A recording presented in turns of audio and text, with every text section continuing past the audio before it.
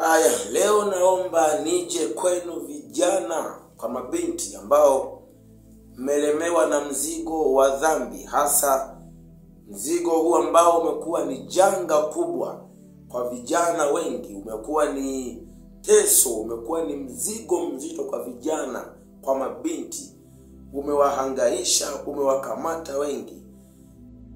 Mzigo wa dhambi ya kujichua au kupiga punyeto. Mara kadhaa nimekuwa nikikutana na vijana ambao wananiuliza kwamba umewezaje kushinda tamaa ya uzinzi, au umewezaje kuacha kujichua.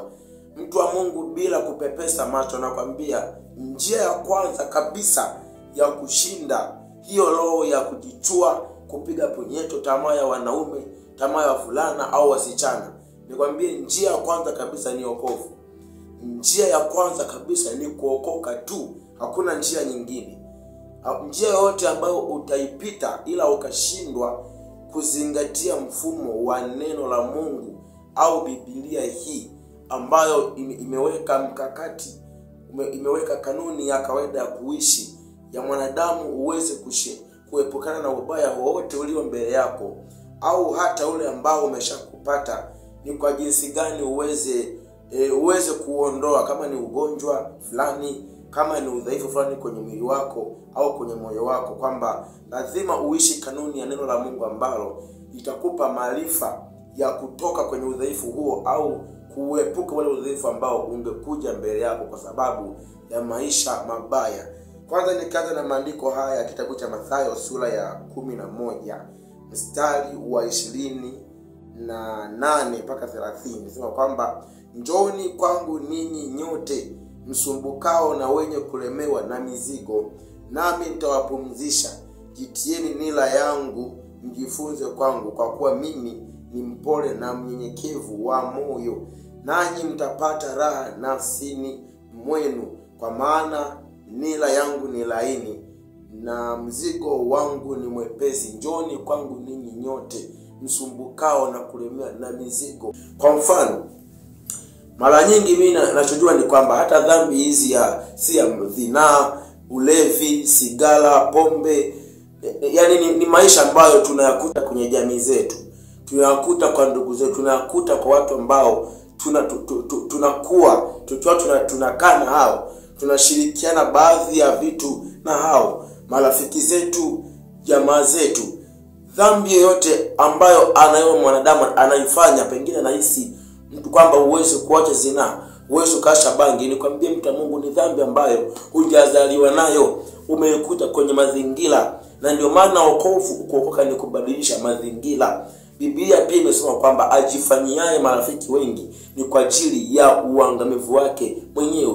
Watu maisha zinaa, wanaoishi maisha zinaa leo, mabinti wa vijana, namna yote ambayo unajihisi kwamba wewe umekuwa mbobezi, umekubuu kwenye zinaa, kwamba imefika hatua huwezi kuishi bila kuzini, huwezi kuishi bila kulewa, bila bangi, bila sigara, bila kujichua, nikwambie hiyo roho umeikuta kwa marafiki zako ambao unakaa nao, kwa marafiki zako ambao unashinda nao vijiweni na story za mapenzi ambazo unashinda mchana kutwa, unasikiliza video za ngono, unasikiliza nyimbo za bongo flavor ambazo kwa sehemu kubwa zimechochea hisia za zinaa kwenye ufahamu wako. Ndio maana Biblia hii katika Misali hapa, Misali 20 ngapi hapa nikusomee? Misali sura ya 4 mstari wa 23, Misali sura ya 4 mstari wa 23. Nasema hivi: linda moyo wako kuliko yote uyalindayo, maana ndiko zitokako chemchemi za uzima. Linda moyo wako. Ubaya wowote unaoendelea kwenye mwili wako ulitokana na wewe kuruhusu taarifa mbaya ziingie kwenye ufahamu wako, kama ilivyoandikwa pia katika Warumi sura ya 10 mstari wa 17 kwamba chanzo cha imani ni kusikia. Kwa hiyo ubaya wowote ambao umeruhusu uingie kupitia masikio yako, picha za ngono hizo na kusikiza nyimbo za bongo flava ambazo kwa sehemu kubwa ni zinaamsha zinaa kichwani, ndizo ambazo zimekumbia ujikute ni mtu ambaye unawaza kuzini automatically, unawaza tamaa imejaa kichwani automatically, na mwisho wa siku wengi ndio mnaishia kupitia njia ya kujichua au kupiga vinyeto. Sasa mimi nakwambia kwamba mtu wa Mungu, neno la Mungu, ibada kabisa, ibada ziko ibada ambazo mimi nimezifanya baada ya kuokoka mwaka 2022. Nimekuwa ni mtu ambaye naishi maisha ya kanisani kila siku. Baada ya kazi zangu nakuwa kanisani, ninaomba usiku na mchana, kuomba kila siku, si chini ya masaa mawili, si chini ya risali moja, kila siku. Nidhamu ya ibada, nidhamu ya mimi hata ninapokuwa kazini. Ninakuwa ni mtu ambaye nimedili na kazi tu. Sina marafiki, nimejitenga na marafiki. Sababu kwenye marafiki ndimo ambamo wengi mmepotelea humo. Marafiki wengi ambao kwa sasa vijana hawa kwa mabinti wamejaa taarifa za ngono tu. Yaani wao story zao kubwa ni story za ngono tu. Na bahati mbaya kwamba hata wengi ambao ni wa Pentecost walokole wako makanisani, nao ni moja ya watu ambao utawakuta kwenye mijadala ya umalaya, mijadala ya binti fulani nilimtongoza, nikazini naye, nilimfanya hivi, nilimshikashika, wanachati SMS za zinaa. Na ndio maana unakuta vichwa vyao vinawaka zinaa usiku na mchana. Nami nilikuwa miongoni mwa mtu ambaye niliishi maisha hayo. Nilikuwa ni Pentecoste, nilikuwa na sali ndio, lakini sababu ya kuruhusu taarifa chafu kwa njia ya marafiki ambao nilikuwa natembea nao, kwa sababu ya kuruhusu taarifa chafu ambazo nilikuwa naziangalia kupitia mitandao, smartphone hizi, mtu wa Mungu, tamaa ilinisumbua, kichwa kiliwaka, zinaa usiku na mchana, unaota unazini. Yani ilikuwa ni kawaida. Sababu ya maisha kama hayo. Lakini maisha hayo, fahamu, hayakuniacha salama. Hata unapoona watu wengi wanajinyonga, fahamu kuna mambo mengi wameruhusu mlango wa wao kutokuwa na mpaka, wa marafiki fulani kutokuwa na mpaka, wa mazingira fulani kutokuwa na mpaka, wa aina gani ya taarifa wazisikie ili ziwajenge. Sababu wengi sasa kwenye yaani watu ambao bongo flava wanasikiliza, mara atatongoza binti, mara atakaa kwenye mpira, ni Pentecost huyo. Sasa wewe unataka tamaa siku yake kweli? Mtu wa Mungu, mimi tamaa zina au kuacha kujichua nimeacha baada ya kuokoka mwaka 2022. Nimekuwa ni mtu wa kufunga kwa wiki kama sio mara 4. Unafunga kwa wiki kama mara 4 hivi. Hata maandiko yanasema kwamba haki yenu isipozidi ya Mafarisayo, kamwe hamtaona ufalme wa Mungu. Yaani kama ni Pentecoste, ni mtu ambao umeokoka, ulikuwa unasumbuliwa na dhambi fulani, hiyo dhambi uwezo kaishinda kama utaishi maisha kula kuanzia Jumatatu mpaka Jumatatu. Mafarisayo kwenye Biblia walikuwa nafunga mara 2 kwa wiki. Sasa Yesu alisema kwamba haki yenu isipozidi haki ya hao Mafarisayo, kamwe hamtaona msaada, utendaji kazi wa kimungu juu ya miili yenu. Mtajikuta ni watu ambao mnasali, mnaabudu, lakini magonjwa na tabia nyingi stafu au dhambi itaendelea kuwagaragaza. Ndio maana wengi kwa kukosa mifungo na maombi hapa na pale, ni watu ambao mizigo ya dhambi, magonjwa na taabu kwenye miili yao haijatoka. Sababu nguvu unayotumia ni chache. Mtu wa Mungu, kama ni mtu umeokoka, kama ni kijana unasali, unasumbuliwa na hiyo hali ya kujichua, nikwambie kama usipokuwa kana kawaida kufunga mwenyewe, kuomba kwa siku, kila siku naomba si chini ya risali moja kwa wiki, unafunga hata mara 2, mara 3, mara 4 kwa wiki, mtu wa Mungu, hiyo dhambi inakuzumbua, hautaweza kuishinda na mwisho wa siku mtaishia kuzini. Ndio maana wanakwaya na watu vijana mlioko makanisani wengi mnazini, sababu mfumo mnaoishi hauwezi kutoa tamaa kichwani mwenu, hauwezi.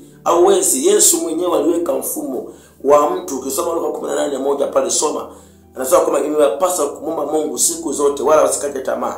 Lakini ukisoma Ibrania sura ya 5 mstari wa 7 sema kwamba Yesu alikuwa ni mtu wa kuomba, kulia na machozi, akasikiliza kwa jinsi alivyokuwa mcha Mungu. Ukisoma Luka 21:37 sema kwamba yeye siku hizo mchana alifanya kazi, alihubiri hekaluni, na usiku alikuwa naenda kulala mlima wa Mizeituni. Kwa maisha hayo, ndio maana baba zetu kwa maisha hayo ya kuwa ni watu wa kukaa kanisani, kuomba na kufunga na kujitenga na jamii, marafiki wabaya ambao hawana mpango wa kuokoka. Ndio maana wao dhambi kilikuwa sio kitu ambacho kilikuwa kinatajwa kwao kama ilivyo leo. Taarifa mbaya, taarifa za zinaa zinatajwa makanisani kwa sababu ya nguvu wanaoitumia ni chache. Misali inasema kwamba pasipo maono mtu huacha kujizuia. Na nasema kwamba pia ukizimia siku ya tabia yako nguvu ni chache. Sasa mimi nikwambia kwamba mimi dhambi ya kujichua kupiga punyeto nimeiacha baada ya kuokoka, baada ya kumwamini Kristo, baada ya kukubali Yesu au Mungu ayatawale maisha yangu kwa njia ya ibada, kwa njia ya kuomba kila siku. Baada ya kazi zangu ninakuwa kanisani, ninaomba, namlilia Mungu. Kwa wiki nafunga mara 2, mara 3, mara 4, na nimeenda mbali. Mimi si rahisi kuniona na kula mchana. Mimi chakula cha mchana nimeshafunga kabisa. Nikitokea nimekula ni mara moja sana. Yaani leo mpaka hapa ninapoongea na wewe hapa, kama miezi miwili hapa nyuma imepita, miezi miwili mfululizo sijawahi kula mchana. Na kulaga usiku tu basi. Pengine mchana nikiwa kazini na kunywa maji basi au juice basi. Chakula amna. Mchana sili chakula, ni jioni na kula chakula basi, usiku na kula chakula basi. Kwa maisha hayo ndio maana nakwambia kujichua au tamaa kwangu sio jaribu tena. Kwa mtu Mungu leo natamani niongee tu na wewe machache haya kwamba kama kuna kijana unasumbuliwa na kujichua kupiga punyeto, unasali au usali kwamba jinsi gani uweze kuiacha. Mtu wa Mungu, kama hujaokoka, njia ya kwanza ni kuokoka tu. Njia ya kwanza kabisa na msingi wa kwanza ni wokovu. Nimalizie Matendo ya Mitume sura ya 4. Matendo ya Mitume sura ya 4 mstari wa 12. Sura ya 4, Matendo ya Mitume sura ya 4 mstari wa 12. Nasema kwamba wala hakuna wokovu katika mwingine awaye yote, kwa maana hapana jina jingine chini ya mbingu walilopewa wanadamu itupasalo sisi kuokolewa kwalo. Nikwambie hakuna jina jingine kijana ambalo itakutoa kwenye hiyo tabia ya kujichua. Hata uende kwa mganga, nikwambie hiyo roho aiondolewe. Yani shetani huwezi kumuondoa shetani hawezi kumuondoa shetani mwenzie.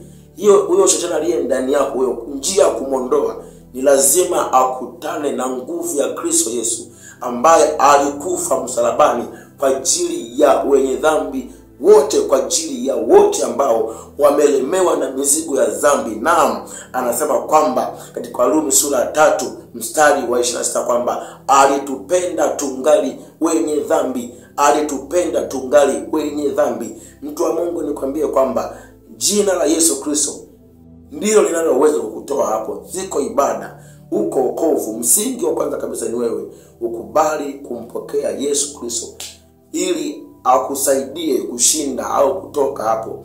Na kama ni mtu ambaye uko kanisani, ni kijana upo kanisani, unasali, unasumbuliwa na roho hiyo, nikwambie ongeza maombi, ongeza mifungo, ongeza ibada. Jitenge na marafiki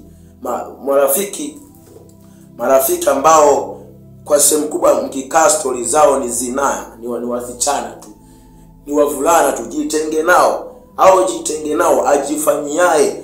Marafiki wengi ni kwa ajili ya uangamivu wake. Imani haitaki wewe ni mtu wa kupenda mobu ya watu. Ndio maana wengi meharibikia humo, umepotelea humo.